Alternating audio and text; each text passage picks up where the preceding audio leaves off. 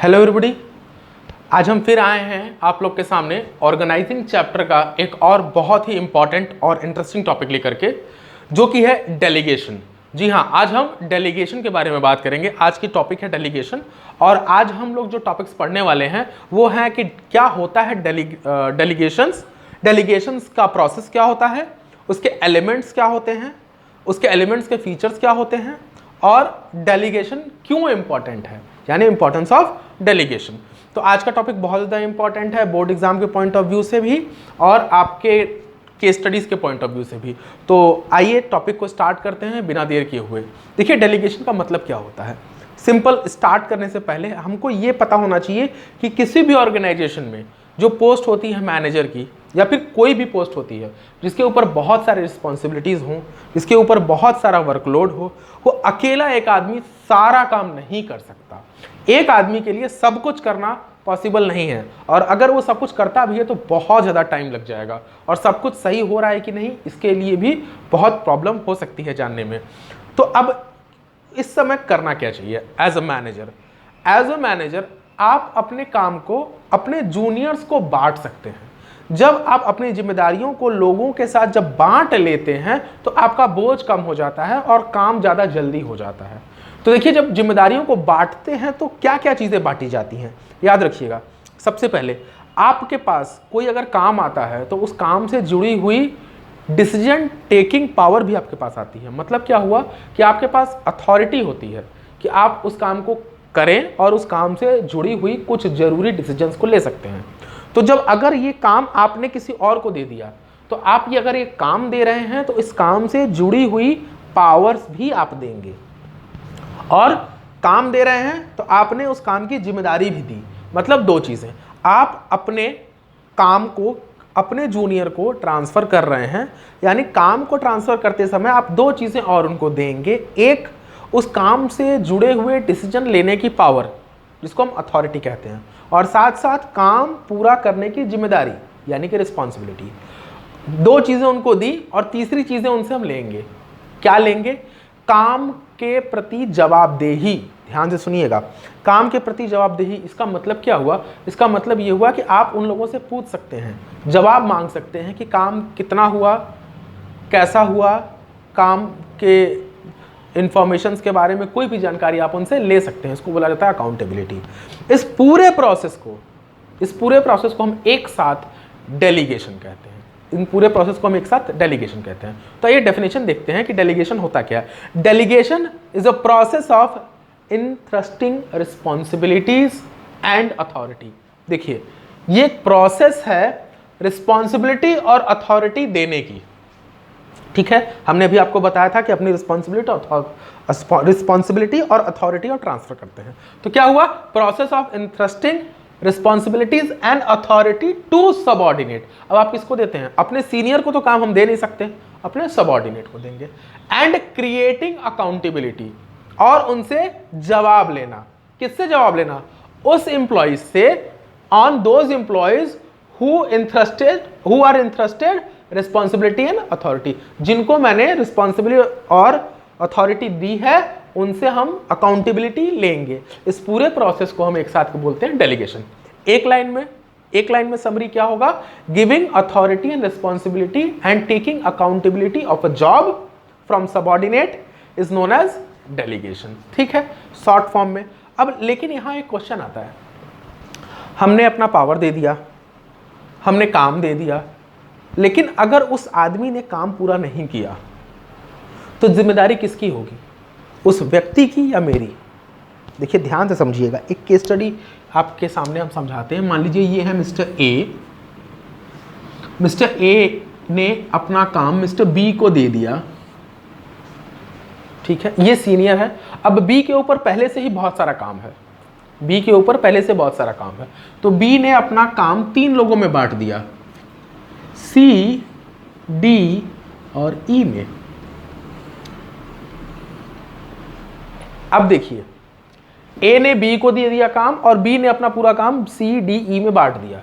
अब अपना काम सी और डी तो पूरा कर दिए, मतलब बी ने अपनी अथॉरिटी रिस्पॉन्सिबिलिटी दे दी और उनसे क्वेश्चन पूछा तो उन्होंने बता दिया कि सर काम इतना हुआ, लेकिन इन्होंने जो काम ई को दिया था, ई की तबीयत खराब हो गई या फिर उसको काम समझ में नहीं आया, किसी कारणवश ई ने अपना काम पूरा नहीं किया।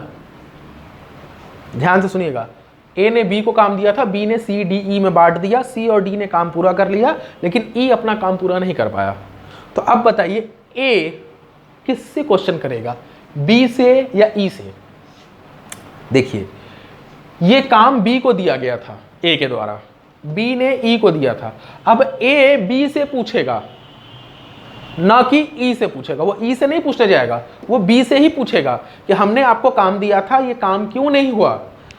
तो हम यानी बी बोलेंगे कि सर ई नहीं कर पाया, तो ये कोई जवाब नहीं है। टाइम टू टाइम बी को चेक करना चाहिए कि ई ने काम कितना किया, या फिर उसको ई लगता है कि ई कंप्लीट नहीं कर पा रहा है तो किसी और को देता। इसका मतलब हुआ क्या, बी अपने काम को बांट तो सकता है लेकिन काम से हट नहीं सकता, काम से अपने आप को भगा नहीं सकता, बच नहीं सकता, मतलब एब्डिकेशन नहीं हो सकता। Not a process of abdication. मतलब क्या हुआ, फिर से सुनिएगा, ए ने काम बी को दिया, बी ने आगे ट्रांसफर कर दिया, लेकिन अगर काम पूरा नहीं हुआ तो बी को जवाब देना पड़ेगा ए को, बी को जवाब देना पड़ेगा ए को कि काम क्यों पूरा नहीं हुआ। इसका मतलब कि हम अपने रिस्पॉन्सिबिलिटी और अथॉरिटी को ट्रांसफर तो कर रहे हैं पर अपनी जिम्मेदारियों से भाग नहीं सकते। इसको कहा जाता है बिजनेस स्टडीज में यानी मैनेजमेंट के टर्म में principle of absoluteness of accountability. याद करिएगा, एनसीईआरटी में भी दिया हुआ है, एग्जाम में भी क्वेश्चंस आते हैं। बहुत माइन्यूट पॉइंट है, बहुत छोटे में लिखा है लेकिन बहुत पावरफुल है। What is principle of absoluteness of accountability? मतलब क्या है कि आप अपनी जिम्मेदारियों से नहीं हट सकते, means you can not abdicate from the process, या फिर it is not a process of abdication. Abdication मतलब बच के भागना, आपको अपनी रिस्पॉन्सिबिलिटीज पूरी करनी होगी। तो यहां पे हो गया डेलीगेशन का मतलब, और उससे principle of absoluteness of accountability. तो देखिए यहां तक तो हमने थोड़ी बहुत जानकारी ले ली। अब करते कैसे हैं डेलीगेशन, करते कैसे हैं? तो मैंने अभी डेफिनेशन में ही आपको समझा दिया है। इसके 3 स्टेप्स हैं। पहले स्टेप में आपके ऊपर काम है, उस काम को अपने जूनियर को आपने दे दिया। सबसे पहले काम को दे दिया यानी आपने रिस्पॉन्सिबिलिटी शेयर कर दी। सेकंड, आपने रिस्पॉन्सिबिलिटी शेयर करने के बाद उस काम को पूरा करने के लिए कुछ पावर्स चाहिए, डिसीजंस लेने के लिए उनको पावर देना पड़ेगा। तो हमने रिस्पॉन्सिबिलिटी दे दी। अब रिस्पॉन्सिबिलिटी के बाद सेकंड स्टेप जो आता है, हमने अथॉरिटी दी, मतलब शेयरिंग ऑफ रिस्पॉन्सिबिलिटी पहला, दूसरा शेयरिंग ऑफ अथॉरिटी। तीसरे स्टेप में ये दोनों देने के बाद हमारी जिम्मेदारी है कि हम उनसे जवाब लें, यानी क्रिएशन ऑफ अकाउंटेबिलिटी। पावर दे दिया, रिस्पॉन्सिबिलिटी दे दी, अब हमको एक ऐसा सिस्टम बनाना चाहिए जिसकी वजह से हम उनसे आंसर भी ले सकें। तो ये हुआ 3 स्टेप में process, sharing of responsibility, sharing of authority and creation of accountability. इस प्रोसेस को देखने के बाद हमको 3 एलिमेंट मिले डेलीगेशन के। कौन कौन से? Responsibility, authority and accountability. Responsibility, authority and accountability. देखिए डेलीगेशन का डेफिनेशन हो गया, principle of absoluteness of accountability हो गया, प्रोसेस और एलिमेंट्स।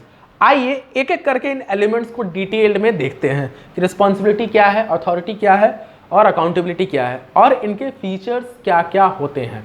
आप इसको नोट कर लीजिए, अभी हम नोट्स लिख देते हैं।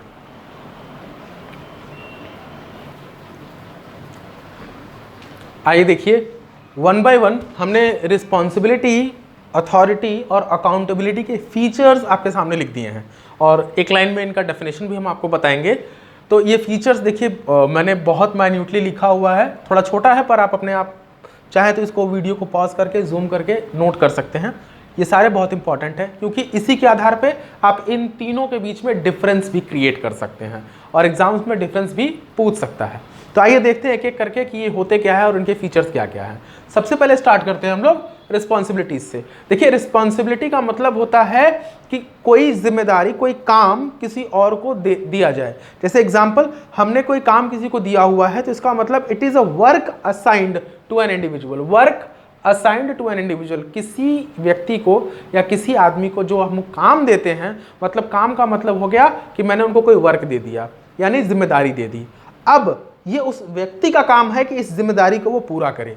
तो सेकंड पॉइंट क्या है, obligation of subordinate to perform duty assigned to him. मतलब क्या हुआ, पहले में हम जिम्मेदारी देंगे सबऑर्डिनेट को, दूसरे में उस सबऑर्डिनेट की ये जिम्मेदारी है, ऑब्लिगेशन है कि इस काम को वो, उसका दायित्व है। ऑब्लिगेशन का मतलब होता है दायित्व। अब ये उसका दायित्व है, उसकी जिम्मेदारी है कि जो काम उसको मिला है उसको वो पूरा करे। और ये होता कैसे है, ये कहाँ से अराइज होता है, रिस्पॉन्सिबिलिटी कहाँ से अराइज होता है, उत्पत्ति कैसे होती है, तो ये होता है सीनियर सबऑर्डिनेट रिलेशनशिप से। सीनियर सबऑर्डिनेट रिलेशनशिप से कैसे उत्पत्ति हो गई, कैसे अराइज हुआ, इस तरह से अराइज हुआ बच्चों। देखिए, जब भी कोई काम या जिम्मेदारी दी जाती है तो सीनियर जूनियर को देता है, तो यहाँ पे जिम्मेदारी ट्रांसफर हुई, जिम्मेदारी दी गई, तो यहाँ पे रिस्पॉन्सिबिलिटी आ गई, जूनियर के ऊपर रिस्पॉन्सिबिलिटी आ गई कि जो सीनियर ने काम दिया है उसको पूरा करे। तो it arises from senior subordinate relationship. Second, अब जूनियर के पास चला गया, अब जूनियर इस काम को पूरा करेगा, लेकिन इसका फ्लो क्या है, रिस्पॉन्सिबिलिटी का फ्लो क्या है।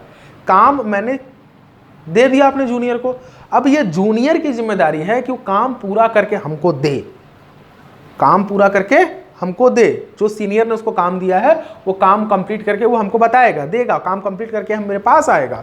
इसका मतलब इसका फ्लो कहाँ से हुआ, इसका फ्लो क्या कहाँ से हुआ, नीचे से ऊपर की तरफ। सबऑर्डिनेट यानी जूनियर ने सीनियर यानी सुपीरियर को काम कंप्लीट करके दे दिया। इसका मतलब क्या हो गया, it flows upward, it flows upward, क्योंकि सबऑर्डिनेट को काम पूरा करके सीनियर को देना है।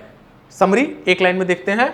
रिस्पॉन्सिबिलिटी का मतलब होता है कि किसी व्यक्ति को कोई काम दिया जाए, अब उस काम को पूरा करने की जिम्मेदारी उस व्यक्ति की हो गई। ये जो जिम्मेदारी दी गई है ये अराइज होता है सीनियर सबऑर्डिनेट रिलेशनशिप के आधार पर, और इसका फ्लो होता है अपवर्ड, यानी जूनियर काम पूरा करके सीनियर को देता है। तो ये हो गई रिस्पॉन्सिबिलिटी की बात। आते हैं अथॉरिटी पे। अथॉरिटी का मतलब होता है किसी काम को करने के लिए मुझे कुछ डिसीजंस लेने होते हैं, उन डिसीजंस लेने की पावर को हम अथॉरिटी बोलते हैं। मतलब authority means power to take decision. अभी पावर कहाँ से आता है किसी के पास, देखिए जो भी पावर होती है वो जॉब पोजीशन में होती है। मतलब अगर व्यक्ति किसी मैनेजर की पोस्ट पे है तो उस मैनेजर की पोस्ट से जुड़ी हुई सारी पावर्स को मिल जाएगी।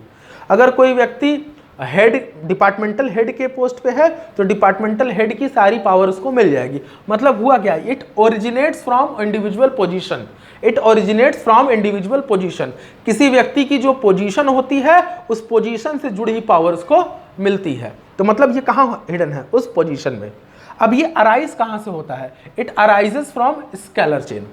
स्केलर चेन क्या होता है, देखिए हम लोगों ने प्रिंसिपल ऑफ मैनेजमेंट में हेनरी फ्योल के प्रिंसिपल में स्केलर चेन के बारे में बताया है कि कम्युनिकेशन फ्लो करता है स्टेप बाय स्टेप। एक आदमी दूसरे को देता है, दूसरा तीसरे को, तो ये अलग अलग जॉब पोजीशन पे लोग बैठे हुए हैं, तो वहाँ स्केलर चेन है। डिटेल्ड आप जाकर के उस वीडियो में देख सकते हैं। Next, arises from scalar chain which links various job position.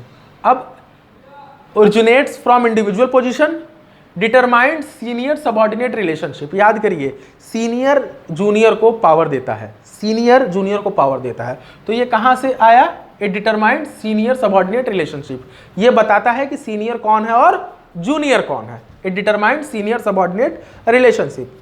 Last, power एक बड़ी चीज होती है। पावर कभी भी छोटा ऊपर वाले को नहीं दे सकता, हमेशा ऊपर वाला यानी जो हायर पोजीशन पे है वो नीचे वाले को देगा।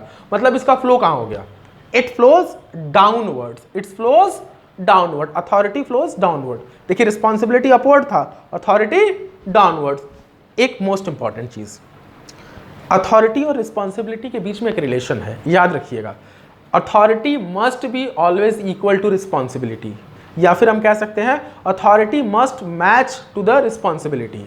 इसके बारे में भी हेनरी फ्योल के प्रिंसिपल्स में हम लोगों ने डिस्कस किया है, क्यों इक्वल होना चाहिए। अगर अथॉरिटी मेरे पास कम है और रिस्पॉन्सिबिलिटी ज़्यादा है तो हम काम पूरा नहीं कर पाएंगे, और अगर अथॉरिटी ज़्यादा है काम कम है तो मिसयूज ऑफ पावर हो सकता है, हो भी जाता है। अब इस केस में हेनरी फ्योल सर ने कहा था प्रिंसिपल ऑफ मैनेजमेंट में एक प्रिंसिपल में कि authority must match to its responsibility. इसका मतलब authority must be equal to responsibility. तो ये हो गया अथॉरिटी के बारे में एक छोटा सा summary. It is a power to take decision, it is originated from job position, ये जॉब पोजीशन से आता है। सेकंड, ये बताता है कि सीनियर कौन है, जूनियर कौन है। लास्ट, स्केलर चेन की वजह से ये बनता है, it arises from scalar chain. It flows downward, ऊपर वाला नीचे को हमेशा अथॉरिटी देता है, और अथॉरिटी हमेशा इक्वल होनी चाहिए रिस्पॉन्सिबिलिटी के। तो ये हो गया रिस्पॉन्सिबिलिटी और अथॉरिटी। लास्ट आता है अकाउंटेबिलिटी। देखिए अकाउंटेबिलिटी के बारे में आपको बता दें, जो आपका फाइनल आउटपुट है उसका आंसर होता है अकाउंटेबिलिटी। मतलब क्या हुआ कि हमने काम किसी को दे दिया, अब वो काम कितना किया कितना नहीं किया उसके बारे में उससे हम पूछेंगे, वो आंसर देगा। वो जो आंसर दे रहा है वही अकाउंटेबिलिटी है। एक बहुत इंपॉर्टेंट बात अकाउंटेबिलिटी में, आप अकाउंटेबिलिटी को डेलीगेट नहीं कर सकते। देखिए अभी हम लोगों ने principle of accountability of absoluteness पे बात की थी, याद करिएगा। आप जवाब से नहीं हट सकते, आप अकाउंटेबिलिटी से नहीं भाग सकते। तो इसका मतलब it can not be delegated और passed.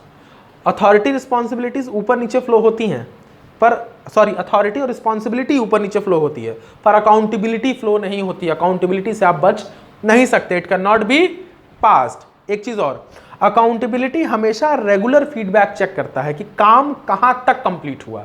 It इन्फोर्सेस through regular feedback, हम रेगुलरली फीडबैक लेके चेक करते रहते हैं कि काम कहां तक पूरा हुआ। तो अकाउंटेबिलिटी का मतलब रेगुलरली उसके बारे में फीडबैक आंसर्स दिया जाए। और लास्ट, इट फ्लोज अपवर्ड, हमेशा सीनियर पूछेगा जब जूनियर से तो जूनियर जवाब देता है। जूनियर जवाब दे रहा है मतलब फ्लो कहां से हो रहा है, नीचे से ऊपर। इसका मतलब इट फ्लोज अपवर्ड। तो ये हो गए अथॉरिटी, रिस्पॉन्सिबिलिटी और अकाउंटेबिलिटी, इनके फीचर्स। इन्हीं के आधार पर हम डिफरेंस भी क्रिएट कर सकते हैं, तो आप इसको नोट कर लीजिए। तो लास्ट टॉपिक हम स्टार्ट करते हैं अभी, इंपॉर्टेंस ऑफ डेलीगेशन।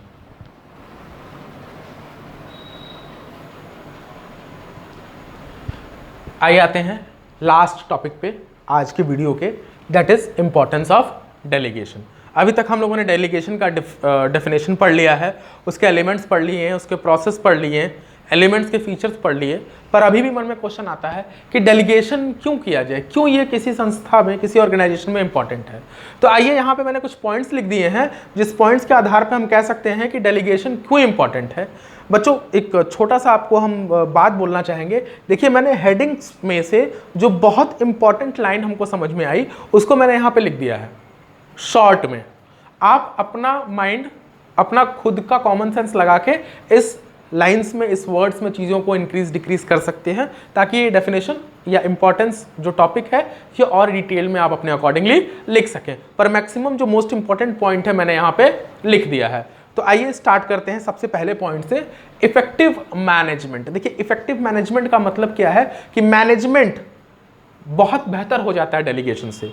कैसे बेहतर हो जाता है? देखिए मैनेजर जो होते हैं उनके पास बहुत ज़्यादा वर्कलोड होता है, ठीक है। अगर लगातार ये अपना जो रूटीन वर्क है, जो डेली जो काम अक्सर उनको हमेशा करना होता है, वो अपना डेली रूटीन वर्क अगर पास कर दें अपने जूनियर को, तो उनको पता है ये काम रोज का है। जूनियर को एक बार समझा दिया, जूनियर उस काम को करने लगा, सबऑर्डिनेट उस वर्क को कर रहा है, ठीक है। तो मैनेजर उस काम से अपना माइंड फ्री कर लेगा और जो कंपनी में जो वेरी इंपॉर्टेंट मैटर्स हैं, जो क्रूशियल मैटर्स हैं, जो कॉम्प्लिकेटेड मैटर्स हैं, उस पर ज़्यादा फोकस करेगा। तो हुआ क्या, रूटीन वर्क पास हो गया, इंपॉर्टेंट वर्क पे मैनेजर ज़्यादा टाइम देने लगा। तो इससे क्या होगा कि manager will do effective management.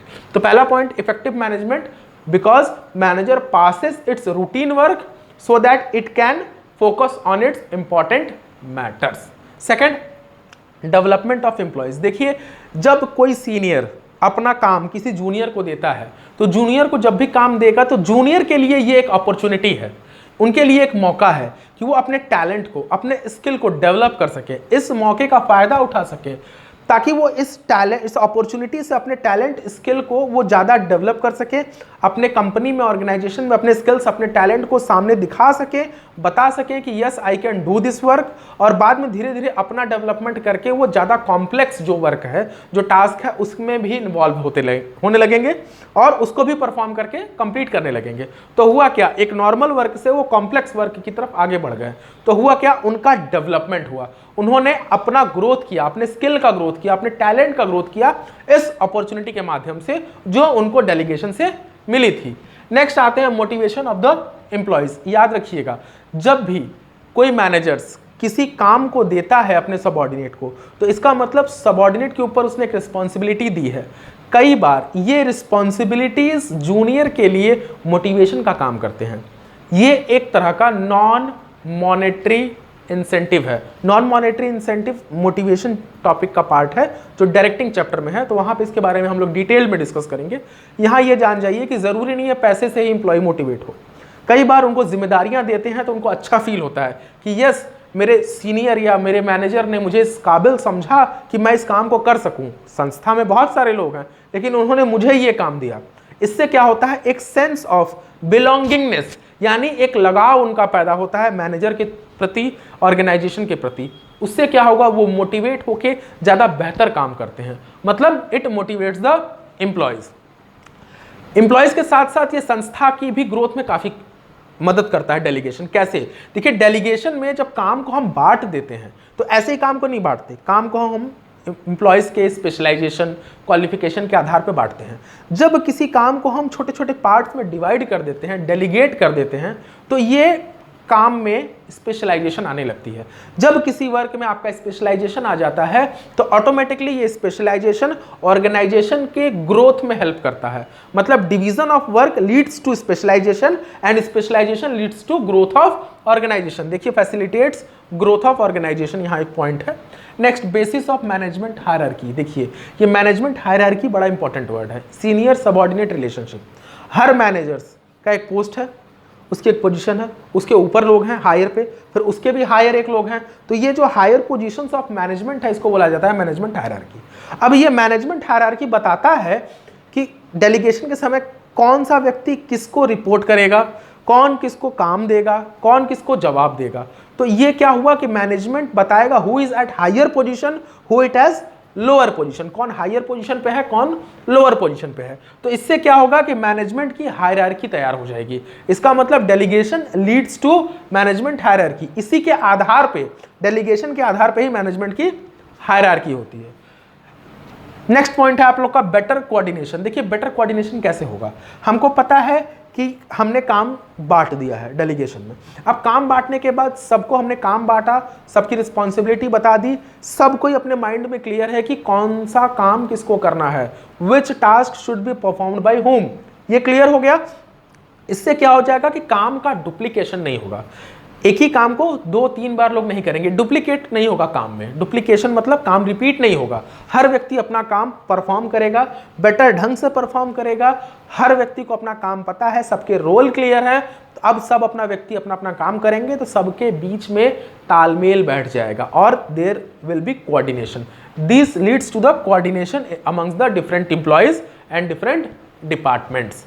Next, reduces workload of manager. ये सिंपल है, सबको पता है मैनेजर्स के ऊपर बहुत ज़्यादा वर्कलोड होता है। एक मैनेजर सारे काम नहीं कर सकता लेकिन उसके पास जिम्मेदारियां बहुत सारी हैं। डेलीगेशन उसको मौका देता है कि अपने बोझ को आप अपने जूनियर्स में ट्रांसफ़र कर सके। देखिए बोझ को ट्रांसफ़र किया है लेकिन अकाउंटेबिलिटी नहीं, याद रखिएगा।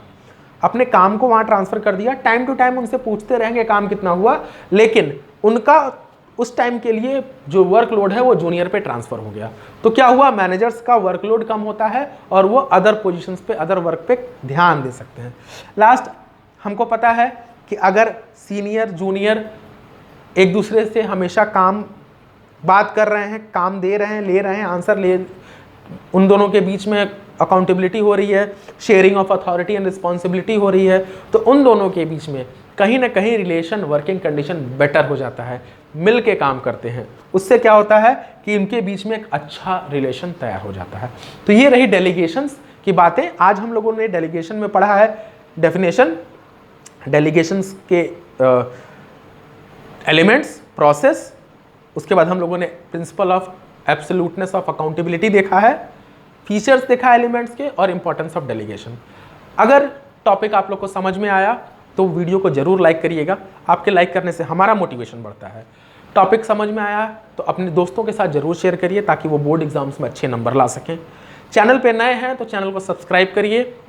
फिर भी अगर आपको कुछ टॉपिक में कुछ क्वेश्चंस हैं, कोई डाउट्स है, कमेंट सेक्शन में ज़रूर अपने डाउट्स लिखिएगा। मैं पक्का वादा करता हूं आपके क्वेश्चंस का आंसर ज़रूर दूंगा। तो अपने क्वेश्चंस, अपने डाउट्स आप कमेंट सेक्शन में पूछ सकते हैं, मैं कोशिश करूंगा। वीडियो को लाइक करिए, शेयर करिए, चैनल को सब्सक्राइब करिए, पढ़ते रहिए। तब तक थैंक यू वेरी मच।